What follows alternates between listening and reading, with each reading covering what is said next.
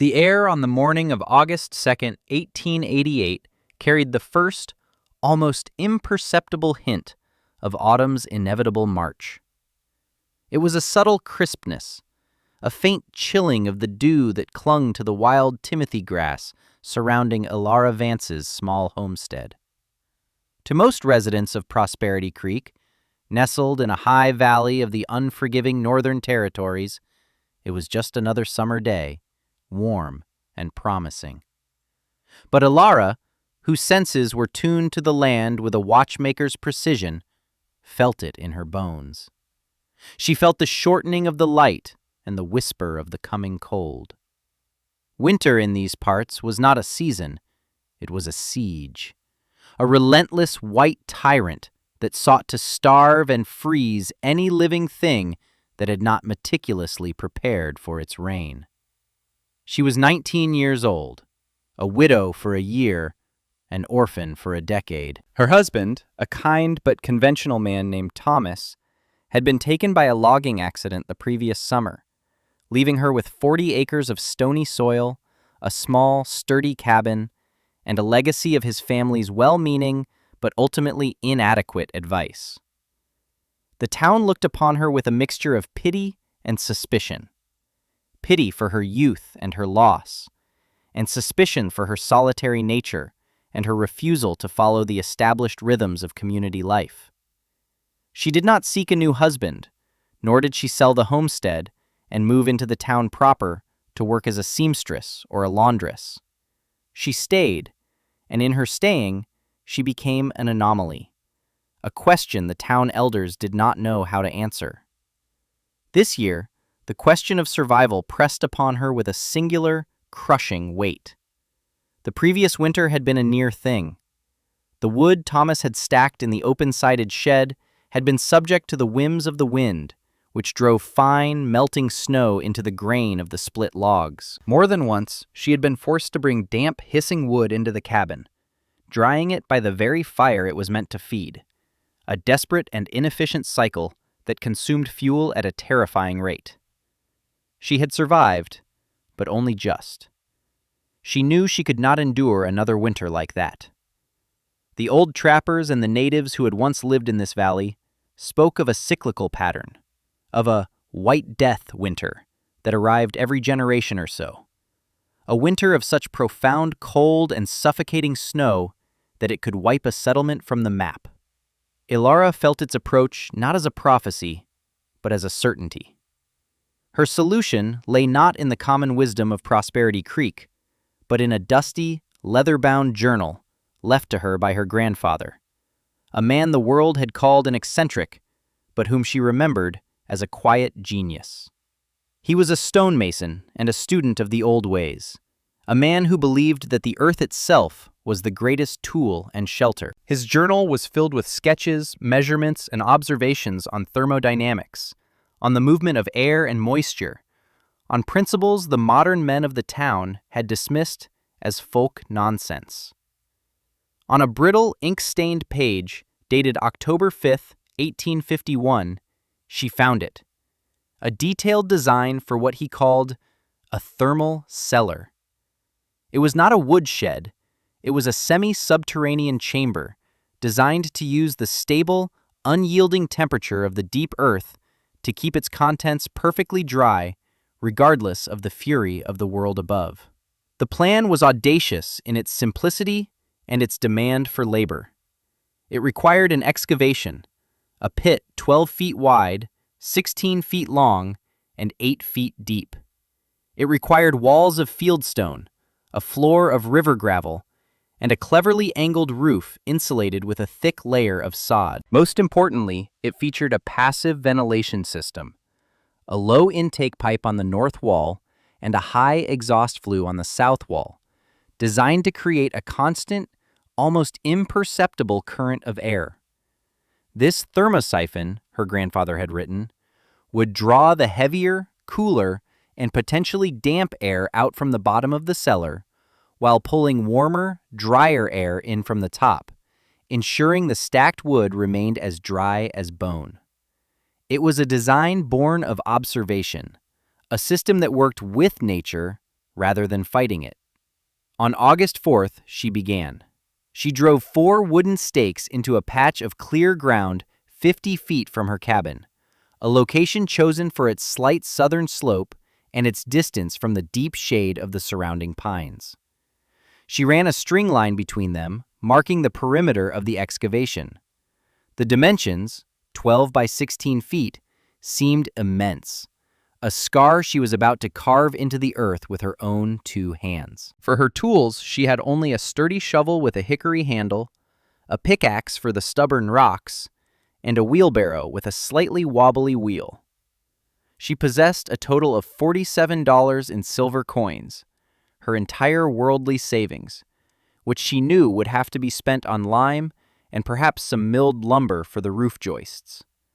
The rest, the stone, the gravel, the sod, the labor, would have to come from the land and from her own body. The first day of digging was a brutal education. The topsoil was thin, a mere 6 inches of dark, root-tangled loam. Beneath it lay a dense layer of clay, studded with rocks ranging from the size of a fist to the size of a cannonball. Each shovelful was a struggle. Each swing of the pickaxe sent jarring vibrations up her arms and into her shoulders. By noon, her hands were blistered. By dusk, the blisters had broken, leaving raw, weeping skin. She had managed to clear a section barely 3 feet square to a depth of only a foot. Looking at the vast, unmarred rectangle of grass, her progress seemed laughably small, a child's sandpit.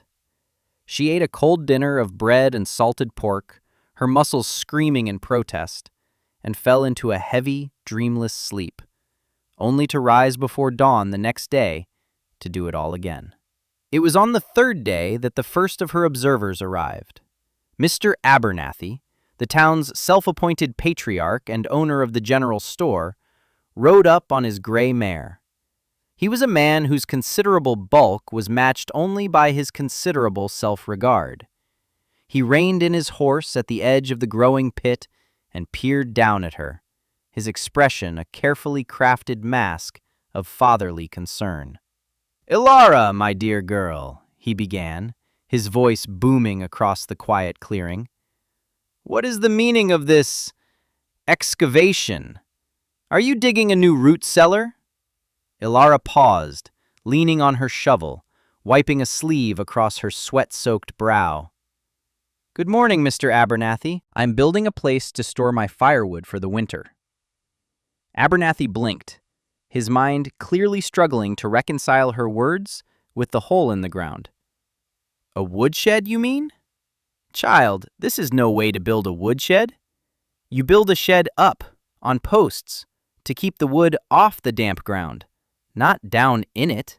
He chuckled, a deep, rumbling sound. "You're inviting the rot digging a pit like this. The damp will come up from the soil and turn your whole winter supply to punk and mushrooms." "It will have a gravel floor to stop the ground moisture," she stated simply, her voice flat and even. "And stone walls. The earth will keep it dry." "The earth will keep it wet," he corrected, his tone condescendingly gentle. "Wood needs air, child. A good breeze to keep it seasoned. Thomas, bless his soul, he knew that. He built that fine shed over there. A bit of repair on the roof is all it needs.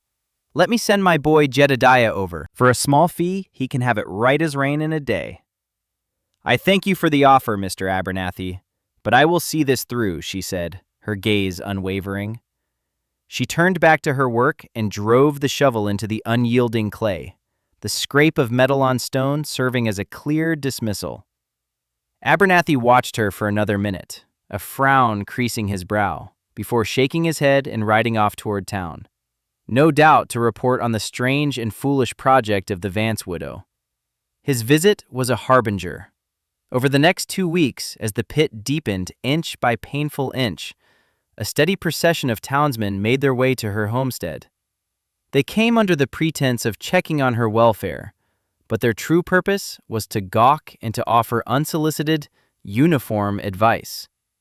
Jedediah Stone, Abernathy's boy, a strapping young man with more muscle than sense, was the most persistent. He saw her project not just as folly, but as a personal insult to his own expertise as a carpenter. "You're going to break your back for nothing, Alara," he'd said one afternoon, leaning against a tree and watching her wrestle a large rock out of the pit. "I could build you a proper lean-to in 2 days. 16 feet long, 8 feet deep, hold 4 cords easy. Keep the snow off. That's all you need."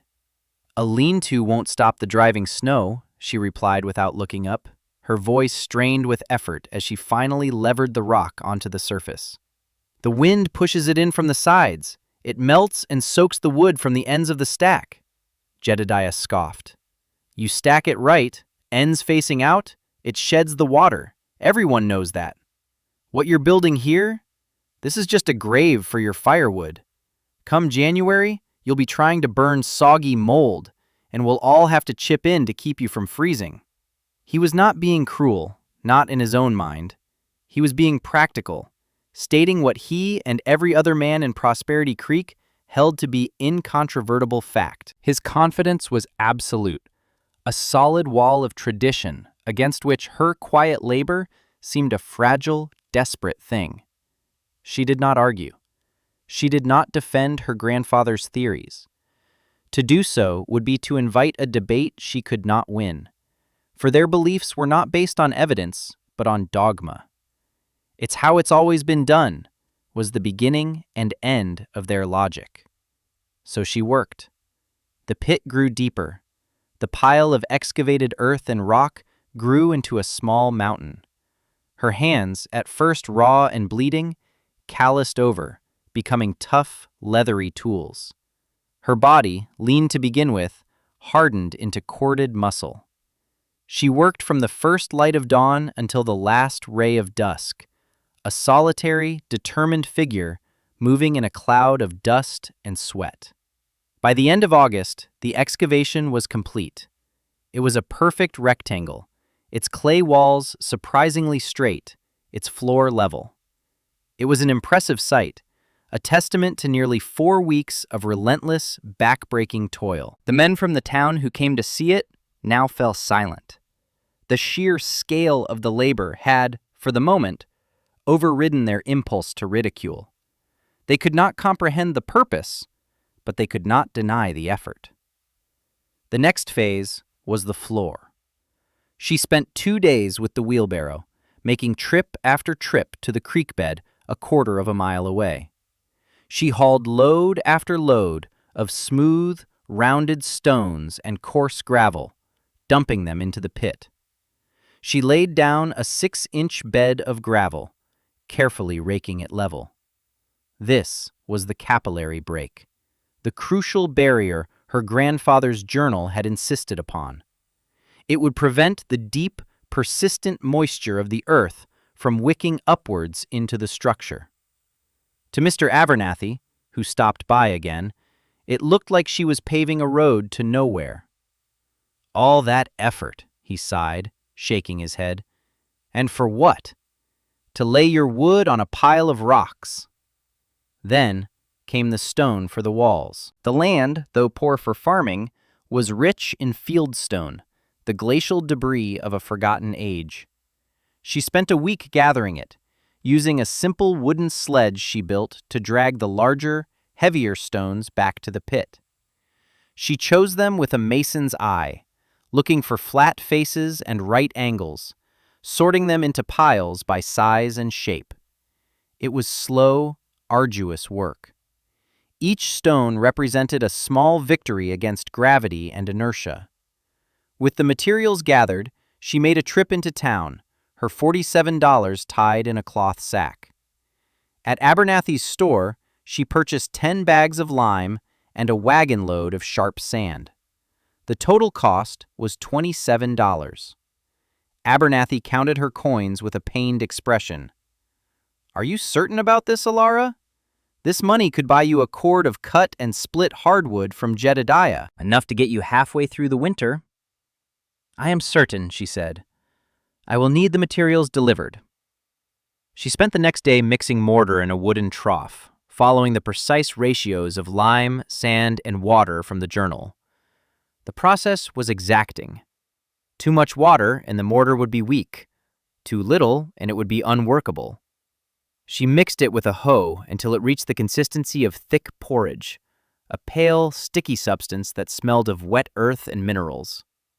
Building the walls was the most skilled part of the entire endeavor. It was a slow, three-dimensional puzzle. She started at the corners, laying the largest, most stable stones as her foundation. She worked with a trowel, a level, and a plumb line, tools left behind by her grandfather. Each stone was set into a thick bed of mortar, its position checked and rechecked. She filled the gaps between the larger stones with smaller ones, creating a tight, interlocking structure. It was a process of lift, place, check, mortar, repeat. Course by course, the stone walls began to rise from the floor of the pit. The work was meditative, demanding total concentration. In the rhythm of the labor, the condescending voices of the town faded away. There was only the stone, the mortar, and the satisfying reality of the rising wall. By mid-September, the walls stood complete, 8 feet high from the gravel floor, their top course level with the surrounding ground. The interior of the cellar was cool and smelled of damp stone and curing lime. It felt ancient, like a ruin discovered rather than a structure newly built. The roof came next. She used the remaining $20 to buy rough-sawn pine joists and planking from the local mill. With a handsaw and a hammer, she constructed a simple, low-pitched gable roof over the cellar. The work was dangerous, performed alone on a rickety ladder, but her movements were careful and deliberate. She covered the planking with a layer of thick tar paper she found in Thomas's old workshop, creating a waterproof membrane. The final, crucial element was the ventilation system. She had salvaged 2 lengths of 4-inch diameter cast-iron stovepipe from a collapsed shed at the edge of her property. On the north wall, just 6 inches above the gravel floor, she carefully chiseled a hole through the stone and mortar and fitted one of the pipes, extending it 2 feet above the ground outside. This was the cold air intake. On the opposite south wall, high up near the peak of the roof, she installed the second pipe, this one extending a full 4 feet into the air. This was the exhaust. A small, angled cap on top would keep the rain out. To Jedediah Stone, who witnessed this part of the construction, it was the final proof of her madness. Pipes?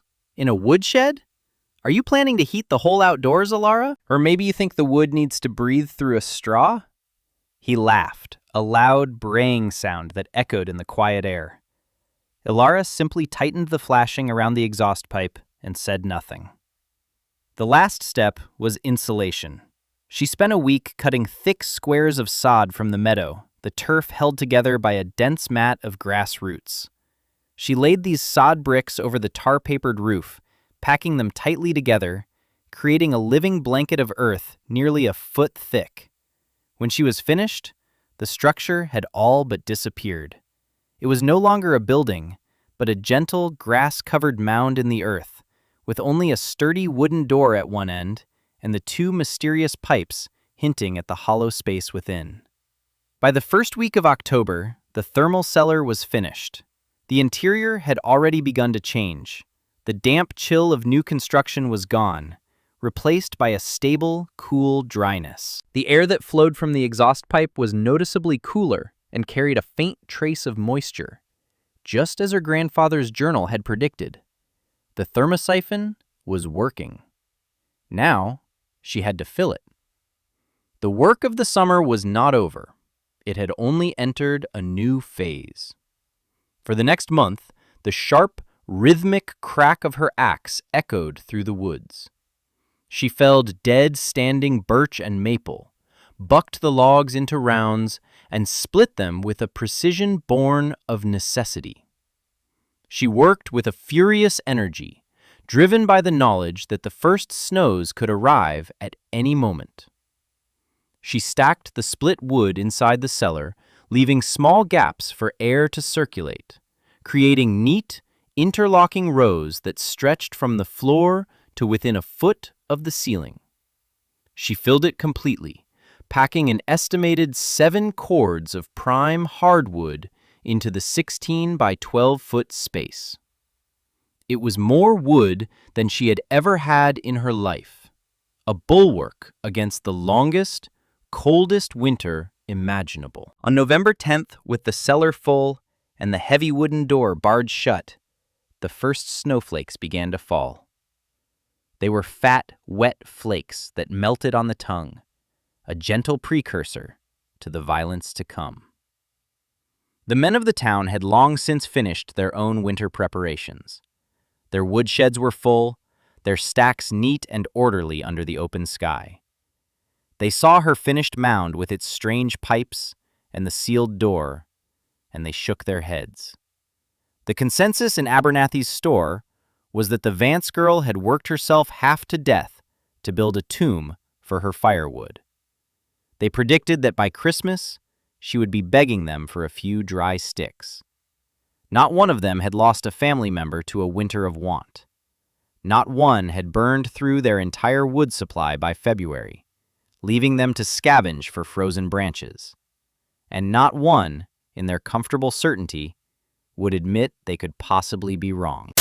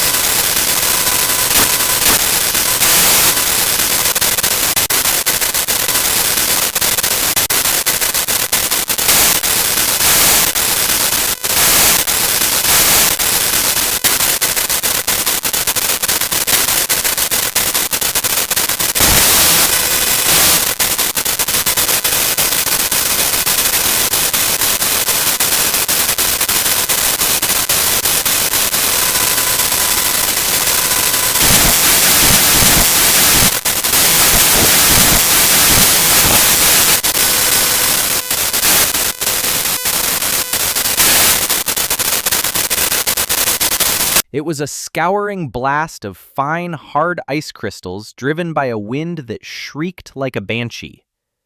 The temperature plummeted. Within an hour, it had dropped 20 degrees. Within 3, it was well below 0. The sound of the wind was a physical presence, a constant, deafening roar that vibrated through the very logs of her cabin. Inside, Ilara was an island of calm.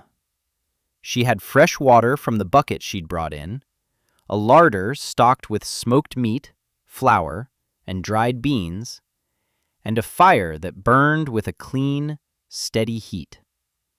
Every few hours, she would open the stove and add a few pieces of split maple from the box beside the hearth. The wood was a pleasure to handle. It was light, almost weightless, and so thoroughly dry that it caught fire with a satisfying, instantaneous whoosh. It burned with a hot, blue-tinged flame, leaving behind only a fine white ash.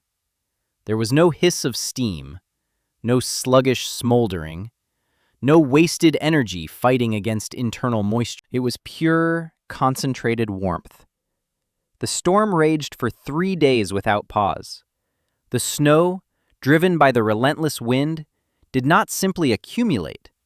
It drifted, sculpting the landscape into a new and alien geography. It buried fences, swallowed sheds, and piled itself in monstrous drifts against the north-facing walls of every building in Prosperity Creek. On the 4th day, the wind slackened slightly, but the snow continued to fall, thick and heavy, piling another 2 feet of fresh powder on top of the already massive drifts. In town, the situation was deteriorating. The initial confidence of the townsfolk had given way to a gnawing anxiety. Their woodsheds, designed to keep off vertical snow, were useless against this horizontal assault. The wind had driven the fine, granular snow into every crack and crevice, covering the woodpiles completely. Worse, brief moments when the temperature rose a few degrees caused the surface snow to melt, sending trickles of water deep into the stacks, where it promptly refroze, encasing the logs in a sheath of ice. The wood at the exposed ends of the stacks was saturated. By the fifth day, the crisis began. Jedediah Stone was the first to feel its true bite. His house, large and poorly insulated, devoured firewood. He went to his woodshed and found his once neat stacks were now little more than frozen, snow-clogged masses. The outer logs were coated in ice. When he managed to break one free and bring it inside, it refused to burn, merely sitting on the coals with a sullen, steaming hiss, chilling the firebox. He spent hours chipping away at the frozen logs, his hands numb, his temper fraying, only to be rewarded with wood that was too damp to sustain a proper fire. His house grew cold. His wife and two small children huddled under blankets, their breath pluming in the air. It was the same story all over town. At Mr. Abernathy's home, the largest in the settlement, the family had retreated to a single room, stuffing rags into the cracks around the windows, trying to conserve the few dry logs they had managed to salvage from the center of their pile. The mood in the town, for those who could even get to their neighbors through the chest-high drifts, was one of growing panic.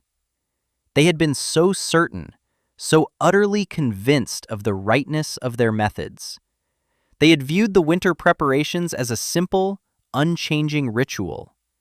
Now, that ritual had failed them, and the consequences were immediate and terrifying. On the morning of the sixth day, the temperature dropped to 20 below zero. The wind picked up again, not with its earlier fury, but with a steady, relentless pressure that sucked the heat from every structure. It was in the Abernathy house that the breaking point was reached. Their youngest child, a boy of 4, had developed a hacking cough that was growing worse in the frigid air of their home. His breathing was shallow and ragged. Mr. Abernathy knew, with a certainty that turned his stomach to ice, that the boy would not survive another night in a freezing house. They had burned their last dry piece of wood. The rest was a frozen, useless mockery. Pride is a powerful force, but the fear of losing a child is stronger. After a tense, whispered conference with his wife, Abernathy bundled himself in every layer of clothing he owned and stepped out into the brutal, wind-scoured world. The journey to Alara Vance's homestead, normally a 10-minute ride, took him nearly an hour on foot. He struggled through immense drifts, the wind stealing his breath, his beard freezing solid against his scarf. He was a man humbled, stripped of his certainty and his authority, reduced to a desperate pilgrim. When he finally stumbled into her clearing, he could not believe the sight. A thin, unwavering plume of clean, white smoke rose from her chimney, a defiant banner of warmth against the gray sky. There were no frantic tracks around a snow-choked woodshed, no signs of struggle. There was only peace. He staggered to the door, his legs shaking with cold and exhaustion, and knocked, his frozen knuckles making a dull, pathetic sound against the wood. Alara opened the door. The wave of heat that washed over him was a physical shock, a blissful, life-giving force. He saw her standing there, her face calm, her cabin bathed in the warm, gentle light of a well-fed fire. She was not surprised to see him. Her expression was not one of triumph or pity, but of simple, solemn recognition. "Mr. Abernathy," she said, her voice quiet, "you should come in." He stumbled inside, barely able to speak. "My boy, he's sick," he stammered, his words catching in his throat. "Our wood, it's all frozen." "Soaked through. We have no fire." He looked at her, his eyes pleading. "I was wrong. We were all wrong." Alara nodded slowly. She put on her heavy coat and mittens. "Show me your sled," she said. She led him not to the cabin's wood box, but to the low, snow-covered mound in the yard. The drift was deep against the door, but it was light, powdery snow, and they cleared it in a few minutes. Alara lifted the heavy bar and pulled the thick wooden door open. Abernathy peered into the darkness, and she lit a lantern. The light revealed a sight that would be seared into his memory for the rest of his life. It was a cavern of perfectly cut, perfectly stacked, perfectly dry firewood. The air inside was cool, but utterly devoid of dampness. There was no frost on the walls, no ice on the wood. He reached in and touched a piece of split birch. It was cool and smooth, like finished lumber in his store. He could smell the faint, clean scent of seasoned wood. Without a word, Alara began passing the logs out to him, and he stacked them on the small sled he had dragged from town. They filled it to overflowing. When they were done, she looked at him. "Jedediah Stone has children too," she said. It was not a question. Abernathy nodded, his throat too tight with shame and gratitude to speak. The load of wood was a miracle. Back in his house, the dry logs caught fire as if they were soaked in kerosene, and a powerful, life-saving heat soon filled the room. The boy's breathing eased. Hope returned. But the ordeal was not over. Abernathy, his pride shattered but his sense of responsibility intact, knew what he had to do. He sent his eldest son to Jedediah's house, and then to the other homes, to tell them where the dry wood had come from. One by one, and then in small groups, the men of Prosperity Creek made the humiliating pilgrimage to Alara Vance's homestead. They brought sleds, they brought apologies, they brought the silent, downcast shame of men who had been proven so spectacularly and dangerously wrong. Jedediah Stone was among the last to arrive. He did not meet her eyes. He stood with his head bowed against the wind, a man broken by the failure of his own arrogant certainty. Alara worked tirelessly. For 2 days, she did little else but open her cellar and hand out the fuel that meant the difference between life and death. She did not ask for payment. She did not utter a single word of reproach. She simply gave them what they needed. Her actions a far more powerful indictment of their folly than any words could ever be. Her vindication was not in their apologies, but in the plume of smoke that began to rise from each chimney in the town, in the knowledge that children were warm, and in the quiet, methodical depletion of her own carefully prepared stores. She was saving them from their own ignorance. The blizzard finally broke on the 8th day.